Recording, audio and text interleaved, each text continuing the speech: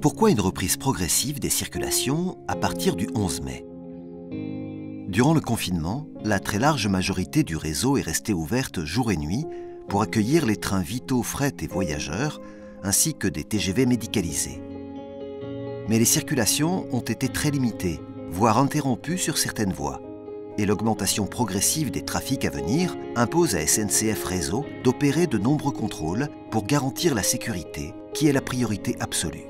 Pour répondre à ces enjeux de sécurité et de performance du réseau, la surveillance et la maintenance courante s'intensifient avec l'augmentation de la disponibilité des équipes et aussi du matériel et des matières premières. Ces opérations comprennent notamment les tournées de surveillance de l'infrastructure et des installations, ouvrages d'art, géométrie de la voie, aiguillage, caténaire, installation de sécurité, la mesure de la performance de l'infrastructure via des engins adaptés, tels que la rame Iris 320 qui surveille les lignes à grande vitesse, des opérations de maintenance courante immédiate ou préventive, remplacement de traverses, rails, ballast, soudure, entretien des installations de sécurité, les vérifications techniques de l'ensemble des passages à niveau, contrôler le fonctionnement des barrières, des systèmes de détection des trains, de la signalisation, le traitement de la végétation, particulièrement en ce début de printemps, et la préparation du réseau à la saison chaude.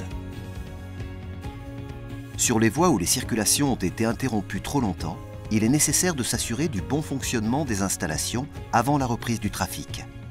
Pour cela, SNCF Réseau fait circuler des trains sans voyageurs à vitesse réduite. Cela permet notamment de s'assurer qu'aucun obstacle n'encombre les voies et que les installations fonctionnent normalement.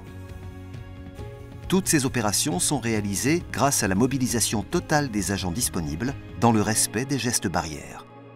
Elles continueront à s'intensifier dans les semaines à venir pour assurer la sécurité des circulations et la performance du réseau, notamment à l'approche de l'été et des fortes chaleurs.